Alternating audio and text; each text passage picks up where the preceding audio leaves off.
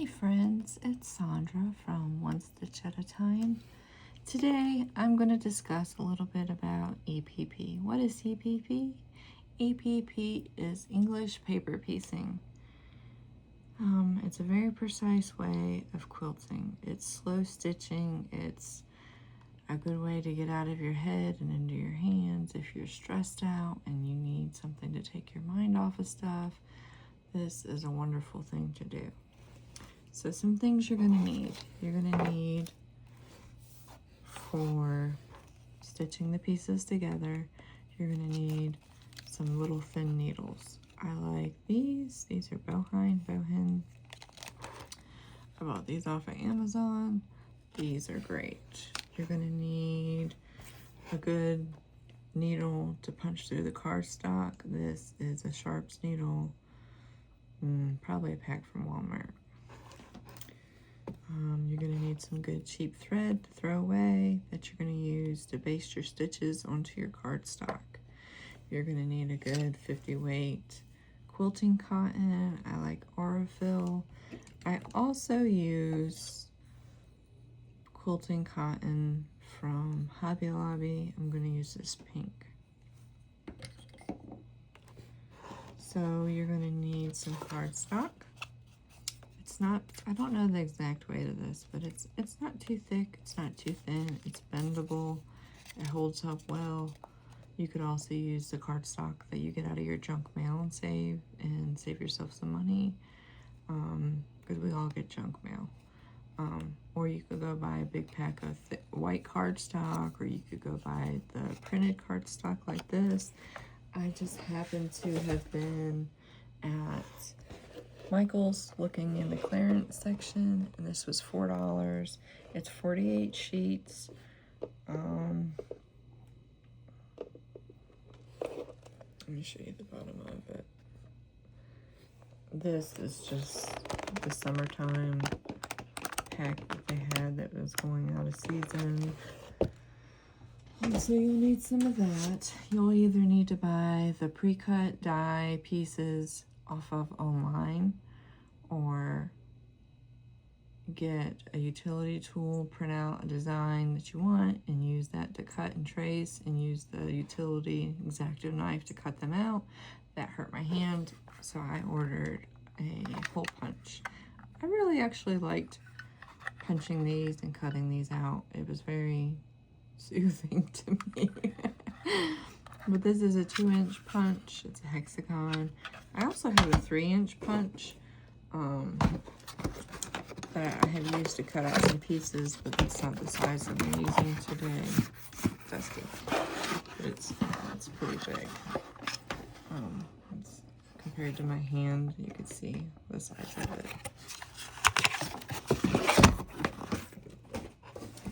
And of course, you're going to need some cardstock, so I'm going to show you how I use the hole punch. I'm just going to flip it over so that I can see what I'm doing, because when I have two sheets together, which is how I usually do it, I'll punch them out and get them as close as I can, try not to waste the cardstock. So now you're going to need some fabric. You can just take what fabric you have, cut it into about a 2.5-inch square, or you could get a charm pack and cut them. You pretend this is a 5-inch charm square. You would just cut it in half, fold it in half carefully so that all the edges match up like this. Press it down real good and then open it. And then you would just cut along your creases and trim the corners if you would like, so there's not so much bulk in the back. Okay. And then you're going to take your cardstock, your Sharps needle, or whatever sturdy needle that you like to use.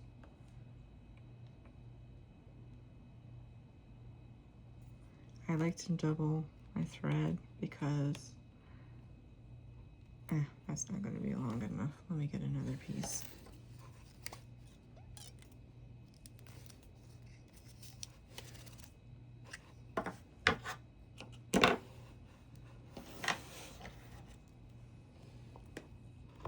I I like to double it because when I first started doing EPP, everybody told me you just needed one single strand, and it didn't seem to hold as well. Some of my card pieces that come out of my fabric, I don't know if that was a user error or I don't know, but I started doubling it up and I haven't had that issue since. So this is the way I do it. I'm not saying this is the all be, you know, one way to do it. This is the way that I do it. This was what works for me. So I thought I would show you. You're just going to center that up the best you can.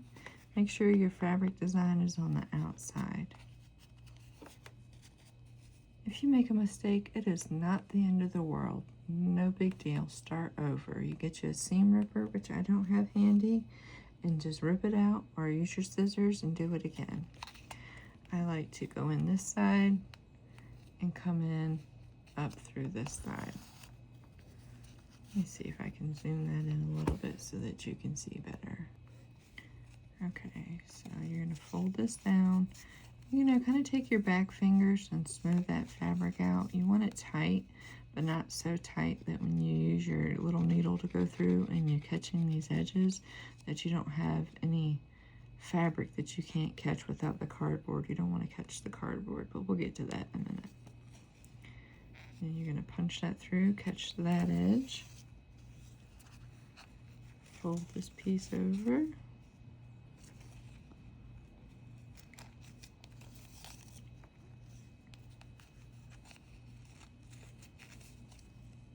And I'm sorry, my hands are ugly, guys. I'm a construction worker. I'm a residential and commercial painter during the day, and we also do plastering work and stuff. So my hands are kind of beat up, and they're kind of stained. I've scrubbed them, can't get them clean all the way. I guess I'll soak them in bleach another day, but I apologize for that. I don't have the QVC hands. Oh, and you little booger. Just pull that. Usually the knot will come out. Oh, you want to be difficult. Okay, that's fine. Push that through. Punch that in and come up. You can see underneath of there I've caught this other piece. Okay? And then I will tie it in a knot.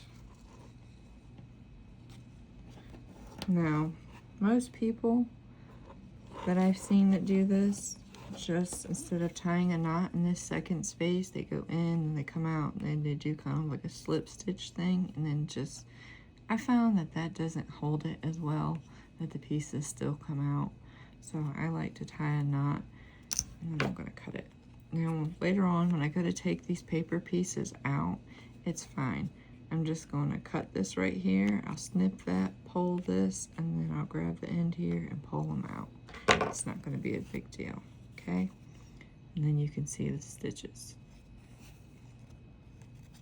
And this is why I like to cut the edges off, because it leaves, if you need to write on the little pieces so that you know when you get going on your rows where you're at. If it's the end piece, the bottom piece, you know, you might want to write something, you might want to number it with a letter, and you'll be able to do that.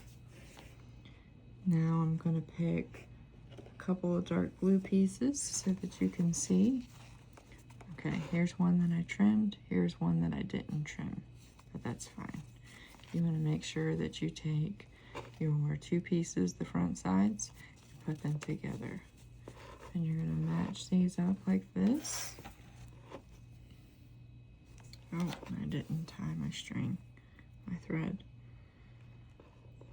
Okay, let me knot it. Got to primer up. All right. So let me zoom in. Okay, so you want to make sure you get this corner first. Now, you could go into this flap right here. See this flap right here? You could go into that and hide your knot. I'm not going to. It's not that big a deal to me. You want to take little bites. You can feel when you're hitting the cardboard, the cardstock. So you want to just take little bites, get the edge, because the littler bites that you take, the less you're going to be able to see your stitches on the other side. And look, if you can't see your stitches, it's not that big of a deal. We are our own worst critics. Trust me, nobody is going to come up to your quilt and they're going to look at your pieces and go, oh my gosh, I can see your stitches. And if they do say that, they're not your friend and get away from them, okay? We don't want them type of people around us. We want people that lift us up. And I didn't run this through my wax, but that's okay. Let's hope it doesn't. Oh, I spoke too soon, didn't I? Sure did. All right, let's see if we can pull it through. Let me go ahead and do that now. Before it, this is how you're gonna run it through your wax. Just hold it in place and run it down through. Now, hopefully that ends that problem. I feel like it helps thread bed down in better too. Oops, let me get over here in the shot so you could see what I'm doing. I apologize.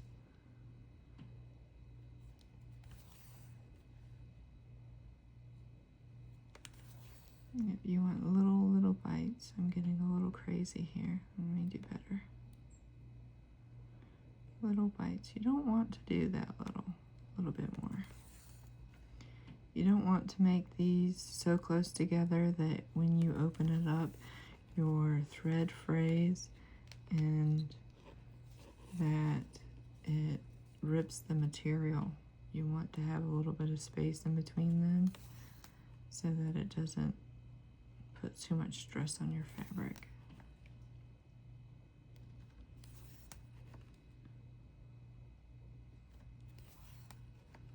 And I don't really need a thimble most of the time. Like I said, I work with construction and my hands are pretty tough. So I usually don't even use a thimble most of the time. Unless I've been doing this for hours and my finger starts to get sore, and I will use my thimble. But for the most part, I really don't. Okay. Open that up, see? And you can't even really see the stitches. You can a little bit, but it's not a great big deal. So I'm gonna put that down. I'll pull this straight, and I'm gonna put that kind of close, and I'm gonna knot it. And I'm gonna cut it.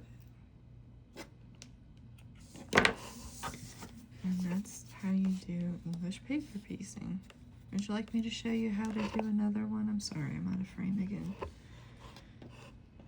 Let me prime up my needle and get it knotted. I apologize, guys. I'm getting a cold because the weather keeps flip-flopping back and forth.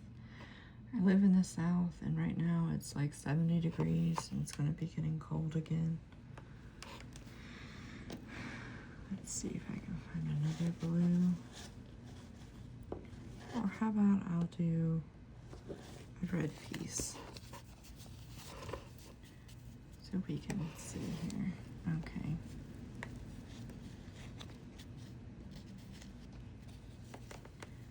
I'll show you how we'll fold these together. So you're gonna get down in there on that corner. Make sure you get it in there. I try sometimes to try to remember to at least get a couple bites in the same spot, because that's where most of your stress is going to be, right here on the corners. So I try to give it a little support and give it a couple stitches in the same spot. I don't always remember. Yep, so I learned to do this not too long ago. I think I started in September, and this became a therapy for me because my mom passed away in October, just a couple months ago, and I was devastated, of course. And this was a great way for me to not just sit there and cry hysterically every single day and just drowning in despair. It's just because, you know, you got to pay attention. You don't want to stab yourself. Oops. And so this was a good way for me to not sit there and dwell on it and think about it, and allow myself a little bit of time before I thought about it, and to be able to process it. It's very relaxing to me to do hand stitching.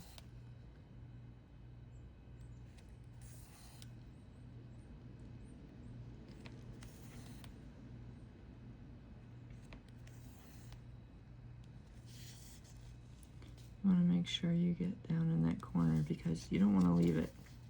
If you don't get that corner, you're going to have a big gaping spot. You don't want that.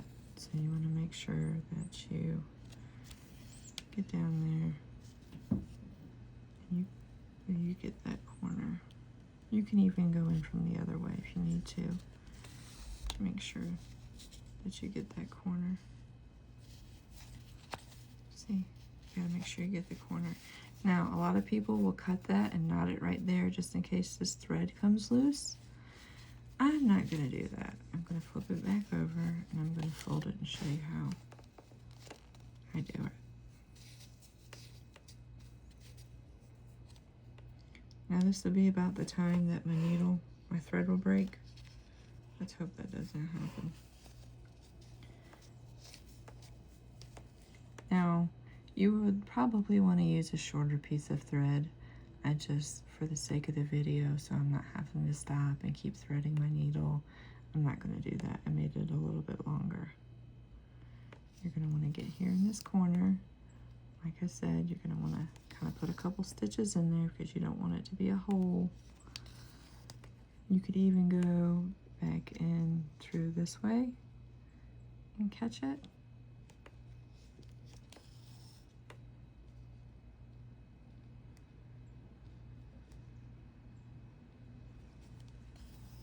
Now, like I said, I'm not perfection. I'm not perfect. This is not the one way, know all, the all, do way, you know, do it. Whatever. Words, what are words? But this is just the way that I do it and it works, okay?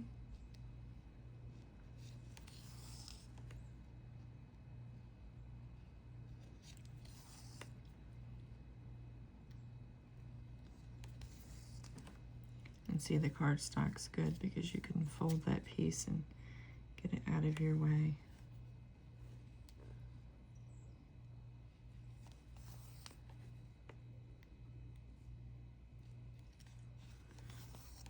Now, I happen to have made a flower hexagon quilt. I'm still working on it.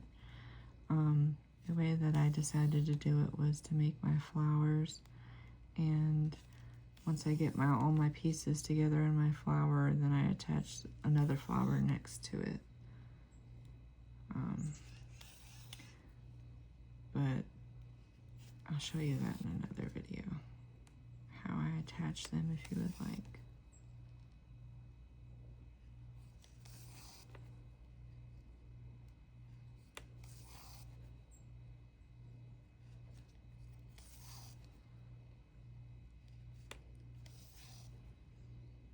Oops, getting doubled up there.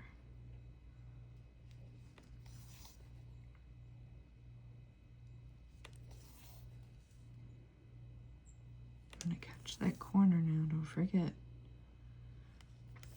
That's where all your stress is gonna be at, on your stitches, right there in the corners. And then you're gonna wanna knot it. Get that down there close. Okay, open it up and see. This is what you get. You can see them a little bit. It's not really obvious, but that is EPP. That's English paper piecing. Now I leave all. Let me show you a couple of my flower pieces. I leave the papers in until the very end because it's going to give your piece structure. It's not going to put all the stress on your corner pieces. It's better to leave the papers in. Now, you can do what you want and you can take the papers out as you're done, but I would leave them in, especially like, you could take this one out if you wanted to, because You have to have something solid underneath this so that you can attach these to another seam. But yeah, that's that. That's English paper piecing. I hope that I taught you guys something and I made it a little bit easier to understand. And I hope you guys have a great day. And if you wouldn't mind giving me a like or a share or a follow, hit the little red bell button. I would appreciate it. More videos to come. Thank you. Have a great day.